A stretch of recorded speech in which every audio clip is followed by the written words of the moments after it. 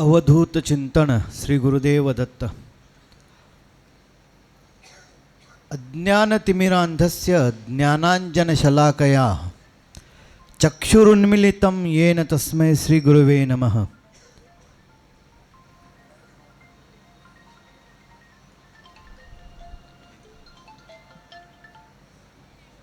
आत्मसूर्य अस्तित्वम अस्ति नित्यसिद्धम. आत्मसूर्याचं अस्तित्व हे नित्यशुद्ध आहे आणि हे सर्वांना समजून सांगण्यासाठी आज या ठिकाणी निज आत्मबोध ग्रंथाचं वाचन झालेलं आहे. हा उपक्रम या आखाड्या जो न्यास होता आखाड्याचा, त्या आखाड्याच्या माध्यमातून विगत 6 वर्षापासून होते. 6 वर्षे पूर्ण झाली, 7वं सुरू होते त्यांना. आखाडा, आता इथं बसलेल्या लोकांना, बऱ्याच लोकांना वाटेल की आखाडा हे नेमकं काय किंवा हे संन्यास हे काय, या सगळ्या गोष्टी सर्वसामान्यांना समजेल अशा नसतात. गेल्या वेळी मी इथं बोलताना आनंद संप्रदायाविषयी बोललो होतो. आनंद संप्रदायाच्या 3 शाखांच्या विषयी सांगितलं होतं. ही प्रथिनी शाखा जी आज या ठिकाणी आहे, या ठिकाणीवरून जिचा विकास झाला, या ठिकाणाहून जिचा उद्गम झाला, जी इथं सुरू झाली ती प्रथिनी शाखा. प्रथिनी शाखा म्हणजे निजात्मबोधाचा अनुभव इतरांना प्रदान करणारी शाखा. निजात्मबोध झाल्यानंतर तो इतरांनाही प्रदान करायचा, त्यांनाही आत्मबोध प्राप्तीसाठी त्यांना समजा तो आत्मबोध सांगून त्यांना त्यासाठी मदत करायची असा भाव ठेवणारी ही शाखा. आनंद सर्वांना मिळावा यासाठी प्रयत्न करणारी ही प्रथिनी शाखा जी या ठिकाणी उगम पावली. काळाच्या ओघात त्यानंतर श्री रत्नयती नावाचे एक साधू झाले.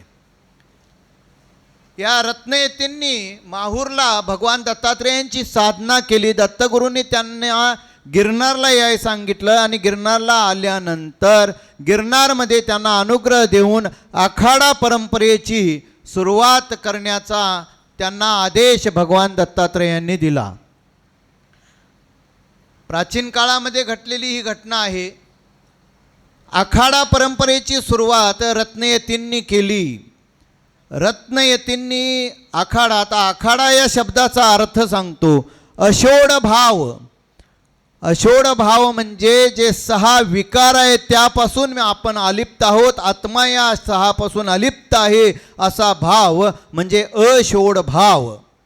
हा सिद्ध होणे म्हणजे अषोड भाव सिद्ध होणे ही आखाडा परंपरेची सर्वात मोठी गोष्ट मानली जाते. जसं आत्मा अनुभव हा यामध्ये आहे, तसा 6 विकारापासून अलिप्त आहे असा बोध म्हणजे अषोड भाव. त्यालाच आपण आखाडा म्हणतो, अपभ्रंश रूपात आखाडा म्हणतो. आपल्या शरीराच्या अनुषंगानं 6 विकार आहेत. एक अस्तित्व, या शरीराचं पहिल्यांदा अस्तित्व होतं मातेच्या उदरामध्ये, नंतर जन्म, अस्तित्व, जन्म, विपरिणाम, त्यानंतर अस्तित्व, जन्म, वृद्धी, विपरिणाम, अपक्षय आणि नाश, असे एकूण हे 6 भाव आहेत. या 6 भावांचा पासून आत्मा अलिप्त आहे, हे आत्म्याला नाही लागत. ह्या शरीराच्या अनुषंगाने हे 6 विकार आहेत हे सांगणारा म्हणजे आखाडा संप्रदाय, अषोडभाव संप्रदाय.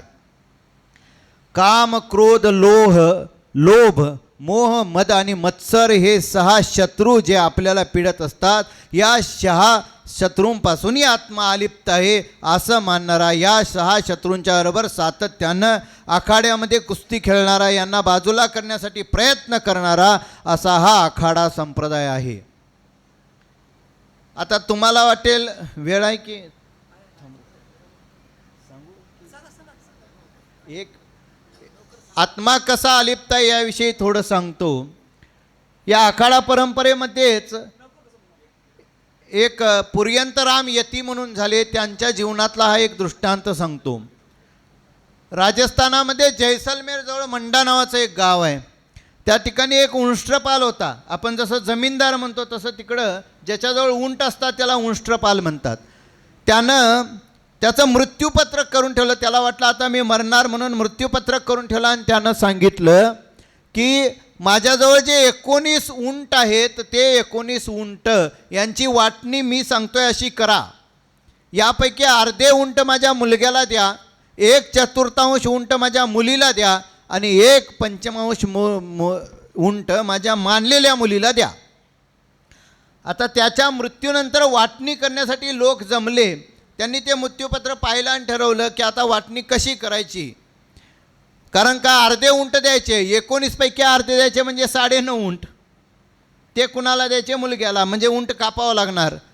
मुलीला द्यायचे 1/4 म्हणजे 4.3 उंट आणि 1/5 उंट दुसऱ्या मानलेल्या मुलीला म्हणजे 3.4 उंट.